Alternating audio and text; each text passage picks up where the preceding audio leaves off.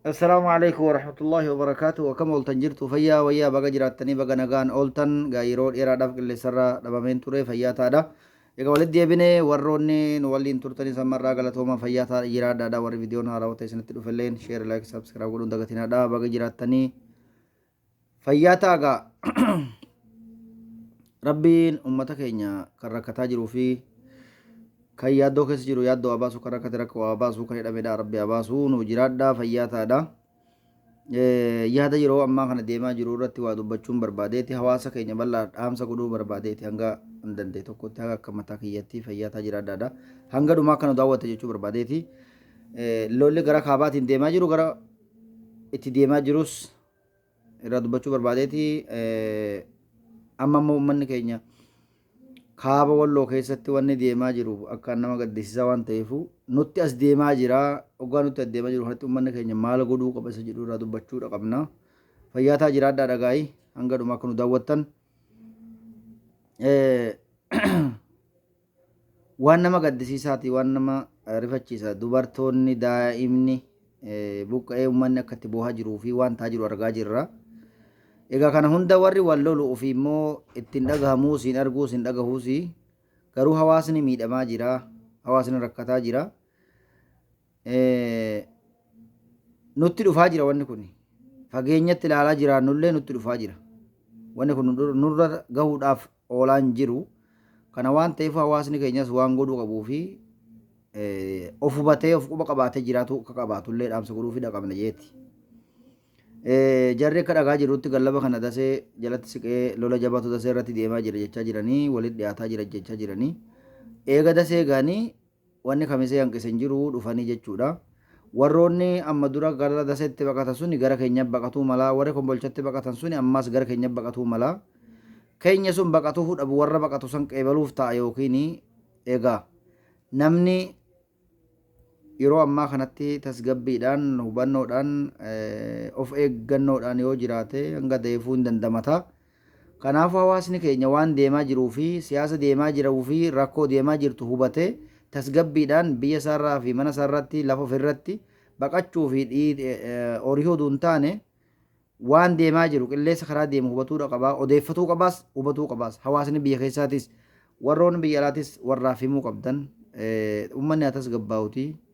Wanni deemaa jiru kun akkuma uummata amaaraa buqqisee amma dhiyoo tana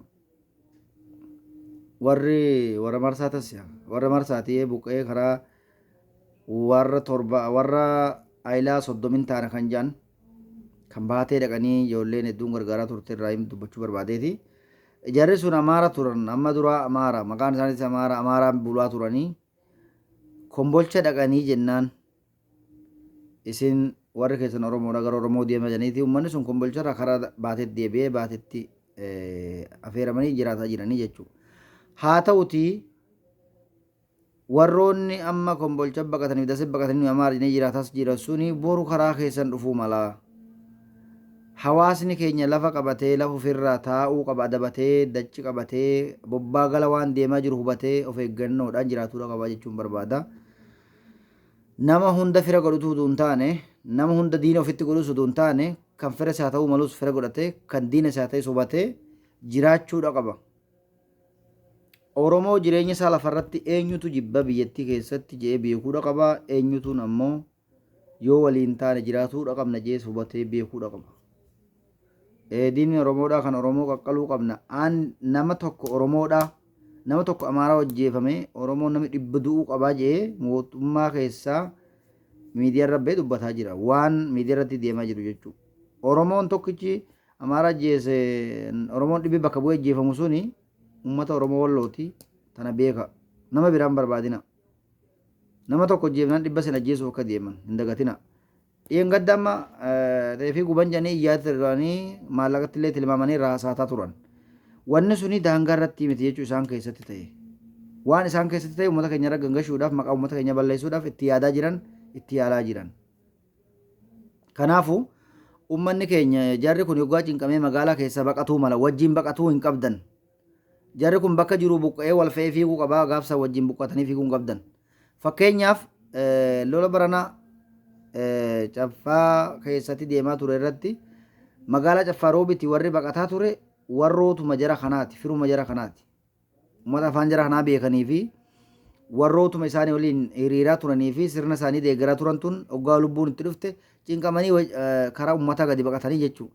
Yeroo sanitti warri garaa nagaatii fi harka nagaatis isaan wajjin namni baqate jee ganda ofii gadhiisee gaaratti galee jechuudha.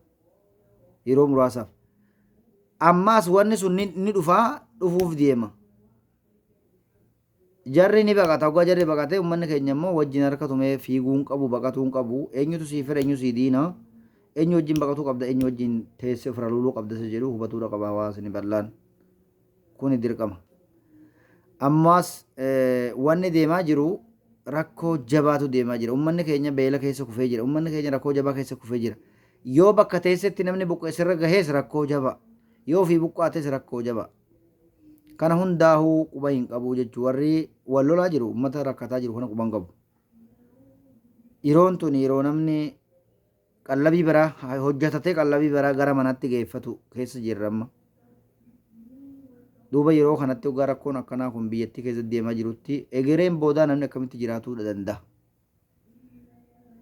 Warroonni immoo maqaa mootummaatiin raatiba mootummaa nyaataatii ajjeesuu qabna nama waan dur deebisuu qabna hoggaa jedhanii haasan kana waan nama ajaa'ibu zabana namni teknooloojiin hunda adda addaan zabana qilleensi addunyaadhaa jijjiirame kanatti zabana xayyaaraan nama malee deemtee waa balleessitu kanatti hoggaa isaan zabana dur namni gojoba qabatee yookiin eeboo qabatee farda gubbaa taa'ee deemu san deebifnaa jedhanii yaadan ummati diinatti biyyaa ta'e kun akkamitti ilaalamame waan nama gaddisiisaati waan nama ajaa'ibaati karoorri deemaa jiruu fi wanni yaadamaa jiru waan gaarii miti waan fokkisaa waan jibbisiisaadha. Kana kan godhu warrootuma gaa dur dhiibbaa godhaa turee fi ilma namaa akka malee itti jeesaa turetu yaada kan harkaa qaban mallee. Kanaafuu warri yaada akkasii harkaa qabu biyya balleessa malee biyya illee tolchuu uummanni keenya tasgabbaahee diina isaa beekachuudha qaba.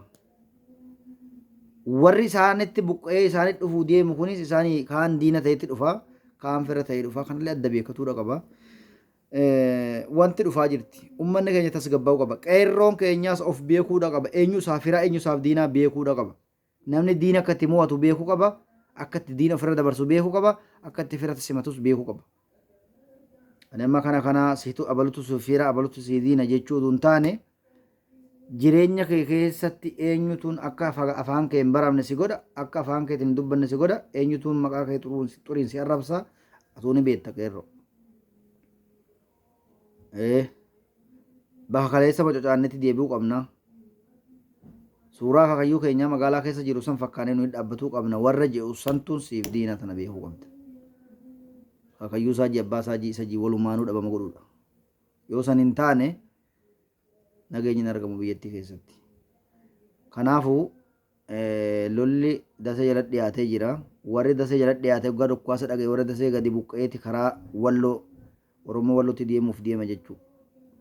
Oromoo walloo immoo warra baqatu kanaa wajjin harka dhoottanii akka baqatuu hin taane wanni isaan deeggartaniifis hin jiru wanni isaan wajjin baqattaniifis hin jiru wanni isin gaatis hin jiru wanni isin tuqaafis hin jiru lafa keessanii fi lafee keessaniif ammoo isinuuni beektanii wanni isin gorsan hin jiru.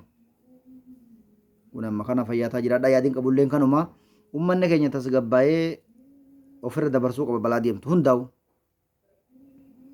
Balaa deemtu hunda tasgabbaanitu ofirra dabarsan waan beektanii wallaalle. Warroonni amma dura gaafa Oromoo walloo manni gubatuu fi gaafa Oromoo walloo ajjeefamu calcee taa'aa ture hanga Oromiyaa keessaa dhufeeti warra walloo kaabaa jee gargaarsa godhaafiitti jira. Warri amma gargaarsa godhamuuttiif jiru kun immoo gaafa biyyi keenya lolamtu hiriira bahaa turan. Shaneen uummata keenya fixxajanii hiriira bahaa turan uummata keenya irratti jechuudha. Warruma santuun subhanallah jazaan rabbiituun hin bubbultu deebiti isaan ammoo deebi'anii fuula Oromoo dhaqanii Oromoo nuun janii jiranii janii mataa jiranii jechuudha. Oromummaa isaanii irraanfatan malee isaanis Oromoo turanii ni irraanfataniiti garuu diina Oromoo turanii. Kanaaf fayyaataa jiraadhaadhaa hawaasa keenya of eeggannoo godhuu qabaa bobbaa gala ofiidhaa hubatuudha qaba waan deemaa jiru maaliif akka deemaa jiramus beekuu qabanii. Oolmaa gaarii jennaa bultii gaarii jennaa rabbi khairii sanaa yaddatu rabbi nagaa buusu hawaasa rabbi nagaa godhu abbaan haqaa argatu bultii gaarii. Salaamu alaikum.